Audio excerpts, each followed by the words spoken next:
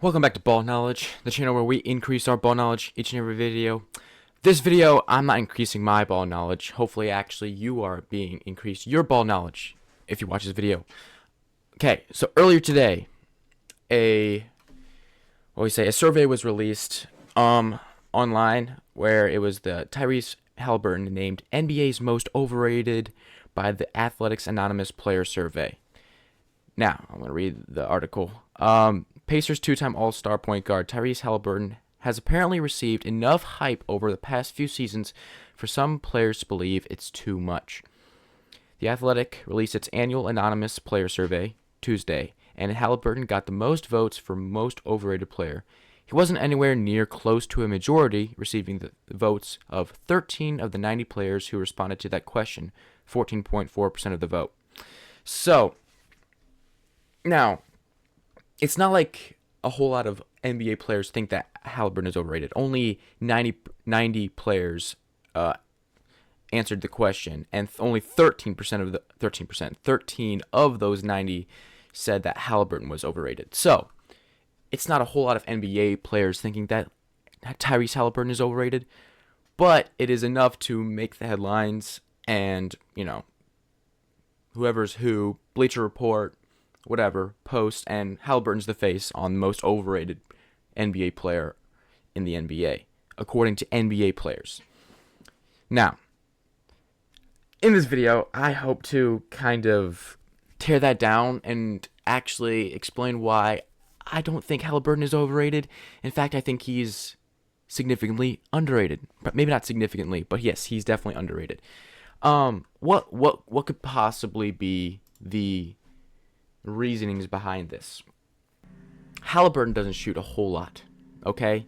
His game plan is to make his whole team better. That's what makes him so valuable. That's what makes him, I think, the second most valuable guard in the league. Now, besides, we'll get to that later. But yes, second, as far as NBA awards go, Luka Doncic hasn't played enough games to get end of year NBA awards. So I believe Luka Doncic would be more valuable than Tyrese Haliburton. But of the players, actually, you know what? Stephen Curry might be more valuable than Haliburton. My bad. I'm sorry. But behind that, yeah. Anyway, NBA players can't wrap their mind around someone playing a different play style than what 95% of the league does, which is just what's in your bag? What's your scoring bag look like? And granted, Haliburton's scoring bag does not look great. Although he is a good, very efficient scorer, very effective scorer, you have to admit it doesn't look the best. You can admit that. His jump shot is very funky. His dribbling, he takes care of the ball. He doesn't do these fancy dribbles that are unnecessary. So in order to debunk the theory of Haliburton being overrated, had to go through the numbers. Had to go dig deep into, well, first of all, why do you think Haliburton is overrated? So I went through the numbers on every NBA guard's stats, put them side by side. Not every NBA guards. Only I picked up the best guards in the league. The guards that have a chance of making an all-NBA team. So, for example, Luka Doncic and Damian Lillard, they don't have a chance of making all-NBA teams because they haven't played enough games. And I made this list specifically for that, but I can use this in this video. And those NBA players include Shai Gilgeous-Alexander, Stephen Curry, Tyrese Haliburton, Trae Young, Cade Cunningham, Jalen Brunson, Donovan Mitchell, James Harden, Darius Garland, Devin Booker, Tyler Hero, Anthony Edwards, and Jamal Murray. Those 13 players have an outside chance of making an all-NBA team. Some of them will, some of them won't. I understand that. But those, yeah, have a chance. You'll be surprised what you'll see. So I'll pull this up right now. The top right here is all these players' points per game averages, rebounds, assists per game averages, effective field goal percentage, 3-point percentage, player efficiency rating, win shares per 48, box plus minus, value over replacement player, and assist to turnover ratio. And you give all those stats up at the top. Down here is where they fall in place. So, for example, Shai Gilgeous-Alexander is first in points per game. Now, Haliburton is the only player only one of these guards to average less than 20 points a game. And I think that's the biggest reason why people think Haliburton is overrated. They can't comprehend someone who doesn't score as much as the other guys. He does not have to score the ball as much as the other guards like Brunson or Cade, who are very valuable to their team scoring. He doesn't need to score that many points to be as effective, actually more effective, on his team. So if we look at these stats side by side, Hallie is 13th in the points per game of these 13 players, 10th in rebounds, and 2nd in assists. Those stats, okay, especially the points and the rebounds, they don't tell the story. They don't tell the story. And that's what human nature is. That's what anyone looks up. When someone wants to look up a player's stats, the first thing they look up is their points. I do the same thing. The first stat that I notice is their player's points, and that's very understandable. But usually, that's where it just stops there. Points, okay, and then he averages his 9 assists or whatever.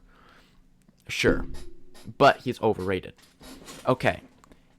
As far as efficiency goes, Hallie is the second most efficient guard in the NBA, only behind Shai Gilgeous-Alexander, who is clearly the number 1 guard in the NBA. I'll bring up these stats again. Okay, as soon as you get past the points per game, rebounds per game, and assists per game averages, you'll get to advanced stats, which are a lot more telling than your points per game, assists per game averages. So, effective field goal percentage. Guess who's number 1? Haliburton. Field goal percentage, he's 4th. 3-point percentage, he's 5th. Player efficiency rating, he's 2nd, only behind Shai Gilgeous-Alexander. Win shares, 2nd, only behind Shai Gilgeous-Alexander. Win shares per 48, 2nd, only behind Shai. Box plus minus, he's 3rd, only behind Curry and Shai. Value over replacement player, he is 2nd, only behind Shai. Curry is 3rd. And assist to turnover ratio, which is, I think, the craziest stat, he is 1st, and no one even comes remotely close. If you want to look at them side by side, I'll go ahead and do that. I've seen a lot of players compare him to Trae Young just because of their assist, and it's ridiculous how much better Haliburton is than Trae Young. Okay, I shouldn't say so much better, but he is very much better. Let's just go over their stats. If you look at the per game averages, you would think Trae Young is better. 24 points per game compared to Haliburton's 18.6. That's understandable. Rebounds per game, 3.1 to 3.5, doesn't matter. Assists per game, Trae Young, 11.6, very impressive. To Haliburton's 9.2, also impressive. But that's where the Basketball Reference player stops. Like you look at those players, and that's all you need to look at. Shall we continue? Effective field goal percentage. Remember I mentioned that Haliburton was 1st. Trae Young is 13th. Dead last in those guards. 58.2% to Trae Young's 49.1% effective field goal percentage. Field goal percentage, 47.3 for Haliburton, 41.1 for Trae Young. 3-point percentage, Haliburton, 38.8%, Trae Young, 34%. Player efficiency rating, Haliburton was 2nd again, 21.8, Trae Young, 18.3. Win shares, there again, Haliburton is 2nd, 10.4. Trae Young, 5.7.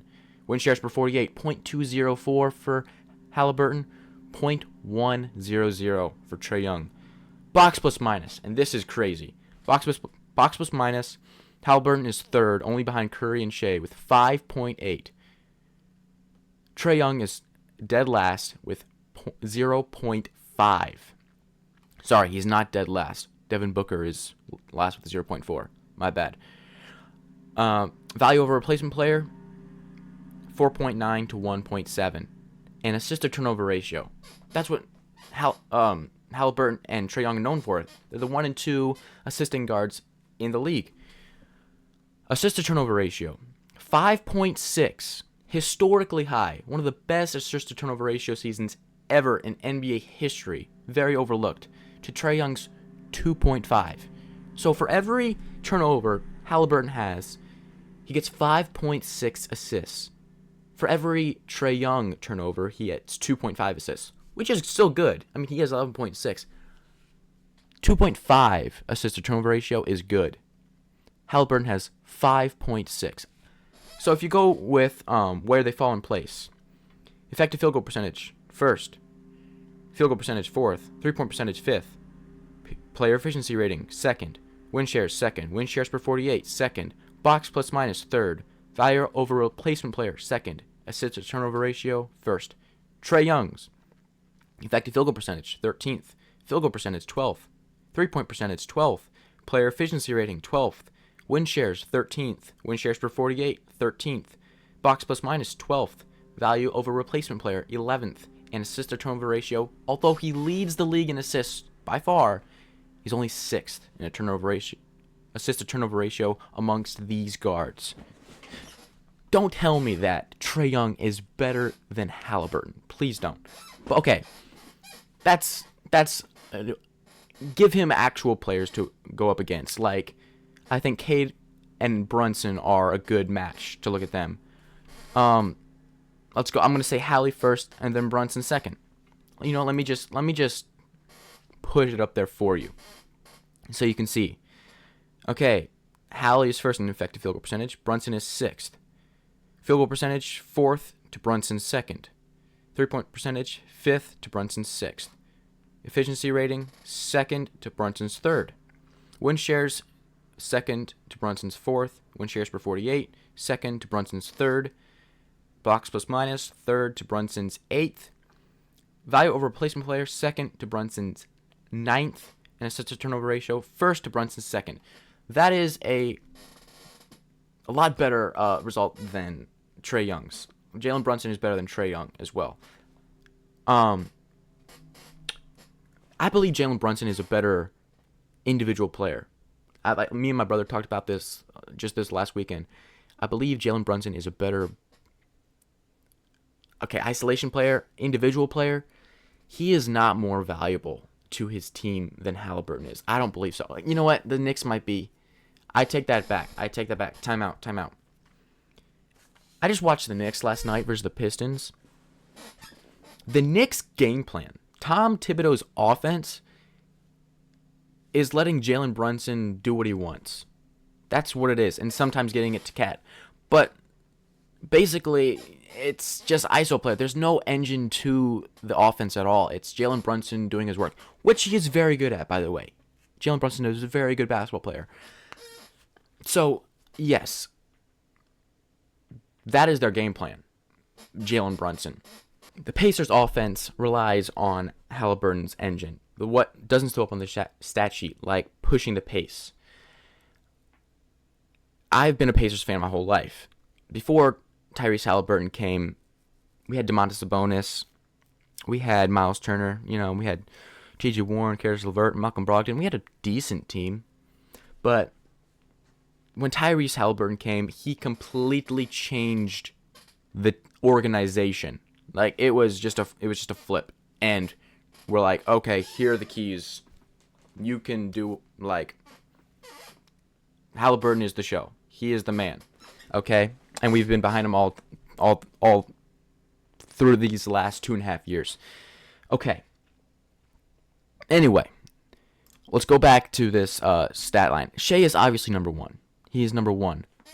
Curry, the next tier is Curry, Hallie, Cade, Brunson. Those are the point guards. Now Mitchell is it's hard to compare to Mitchell. Mitchell is a shooting guard. Same with Booker, Anthony Edwards. I'm more focused on the point guards right now. But if you want to look at their stats side by side, you can pause it right here, but I'm going to move on. Okay, what's the reason for this Tyrese Haliburton hate? Like I said, he's just kind of like a little little eh. I understand it from a Pacers fan. If Haliburton wasn't a Pacer, could I see outside my Pacers fandom and look at Haliburton for who he truly is? Or would I just hate him? I probably would just hate him, especially if he was on the Knicks. Like, here's the thing. I don't mind Brunson, but he plays for the Knicks, so it's a no good. Same with Damian Lillard. I liked Damian Lillard, but he's just kind of right now.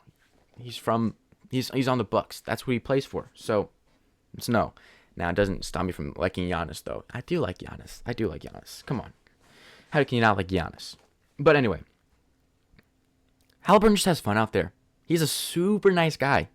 Have you seen him off the court? Like, how I don't understand how you can just hate Tyrese Haliburton.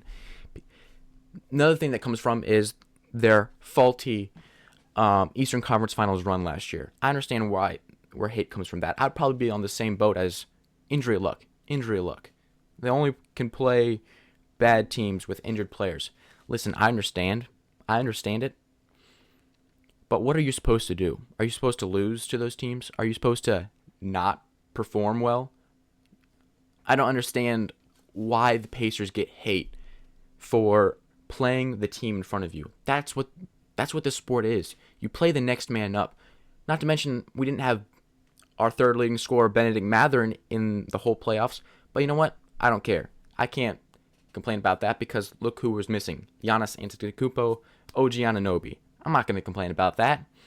But you also play the team that's in front of you, and you can't fault the Pacers for playing that. Now, no, that's part of where the hate comes from. Haliburton is the engine. He's the best player on the Pacers. So therefore, he's going to get the most hate because he is the face of the franchise. He is the team that had their faulty Eastern Conference Finals run, and no team likes that, especially if you don't like the Pacers. Like, that's just, it's naturally going to become hate towards Tyrese Haliburton. So there's a lot of little factors that come into Tyrese Haliburton hate, which is fine. I love the hate now. Right now, I've accepted that the Pacers are kind of like villains. I've always wanted for everyone to I've always wanted to be involved, as a Pacers fan, like, ooh, some random NBA players saying something good about the Pacers franchise. I don't care anymore. It's the Pacers and then everyone else. As in, you're for your team, Let everyone hate them. And honestly, this is a great opportunity. We're going to see tonight if Haliburton is overrated or not. Because I know he's going to see this. And I know Haliburton is a person that gets fueled by people doubting him. He's mentioned before, he has how many Twitter posts saved in his phone that fuels him. I hope tonight that the Pacers chant overrated when he's at the free throw line. That will do nothing but good for Tyrese Haliburton. Now, I don't want him to play. I really don't think this will get him down because I know he's going to see this. Not this video, but I know he's going to see this overrated bullcrap. Anyway, that will I think two things will happen. Either one, he's going to see this and it's just going to be a fuel on the fire, which I expect to happen, and he's going to come out and perform very well, and yeah, it's just going to be another motivating factor. The second thing is he might try too much. I don't want him to change the game plan of now I need to shoot a whole lot. I need to score most points. Do what you do, Haliburton. Please pick apart the defense. Pick apart the Bucks defense. That is where you're the most effective. You aren't the most effective when you are, shooting 20 shots a game, maybe 15 shots a game. That's what I want. So for so long, Haliburton's label was he is a great playmaker, and he ran with that label, and he tried too much. He overpassed, and we were like, be more aggressive. Please shoot. I want him to do that. I need him to shoot. He went 0 for 7 on threes last game. Keep shooting. Please don't stop shooting. But I don't want him to feel like it's forced to, drown all this overrated bullcrap. Okay? I want him to stick to his game plan. Let the overrated stuff fuel that even more. Don't play outside your game like you feel like you have to. So we're going to see that tonight. I'm very excited, though. And if we win this series, we're just going to look back on it and be like, oh, who's overrated? It's going to be fuel for the Pacers for the next, I don't know how long, hopefully for a long time. But that's what, it is a good opportunity. I'm glad this happened. I'm glad that it is his name is put in the air as overrated. It's a great opportunity for him. As far as his value to the team, he might be the least scoring guard amongst those 13 guards. Last year, he averaged 20 and 10, or 20 and 11. And he was off to a lot better start than that. Then he got injured and the whole thing. But it's not a stat-padded 10 assists a game. Very much not so. In fact, I think he should have more assists. But it is a very thought-out, very intentional 10 assists per game. You can look at Trae Young. How does a guy average 24 points and 12 assists a game, and his team is 500? Actually, less than 500, 40 and 42. He is not an engine. He just isn't. Tyrese led the Pacers last year in 2024 to one of the best offensive seasons in NBA history, and that's just a fact, okay? It was shot out of a cannon, basically. It was, who are these players? And it wasn't going to work in the playoffs, but it did anyway. Tyrese Haliburton's value is underrated. Underrated. That's the simple fact about it. People can comment on his jump shots, but as soon as they talk about stats, he has the stats to back them up, okay? To back it up. He has the playoff resume to back it up. Anyway, that is my rant for today. I hope you enjoyed it, and thank you very much for watching. And until next video.